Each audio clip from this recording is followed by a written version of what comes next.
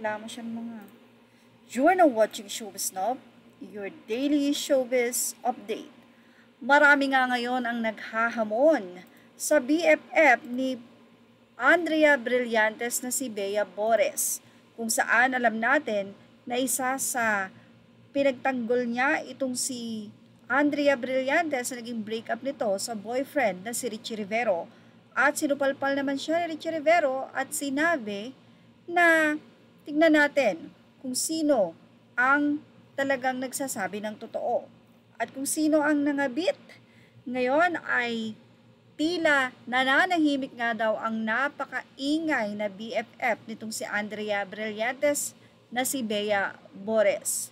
Mas pinili nga daw ngayon ni Bea Bores ang manahimik sa isyong nililink sa hiwalayan ni Danielle Padilla at Catherine Bernardo, ang kaibigan niyang si Andrea Brillantes. Sa reply ni Bea sa isang TikTok user, sinabi niyang wala silang makukuha sa kanya. Mag-aasar tayo dito. Wala kayong makukuha sa akin. Noong ako salita ng salita, gusto niyong manahimik ako. Sasabihin niyong sawsawera. Tapos ngayong nananahimik ako, kung ano-ano pa rin sinasabi niyo. Say pa ni Bea. Si Bea na isang content creator ang itinuturing ni Andrea na best friend niya. Una silang nagkakilala nang magsama sila sa hit afternoon seryeng Kadenang Ginto. Matatanda ang pinagtanggol ni Bea si Andrea noong maghiwalay ang kaibigan niya at si Richie Rivero. Dumating din sa puntong nakipagsagutan ito kay Richie sa social media.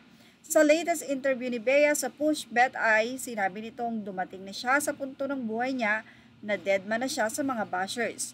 Ngayon, mas nasasabi ko na yung gusto kong sabihin, bahala na kayo. Honestly, hindi ka mananalo sa mga bashers kahit anong sabihin mo. May sasabihin at sasabihin pa rin sila sa'yo. O, basta ako, may gusto akong sabihin, sasabihin ko. I will keep my peace, basta nasabi ko yung gusto ko, dagdag pa niya.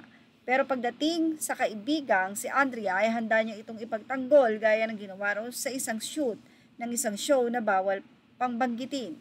Kunyari kahit sa personal, pinoprotektahan ko talaga at naalala ko one time, nagtaping ako tapos tinapik nila si Blight na ang bata-bata pa daw pero she doesn't act her age.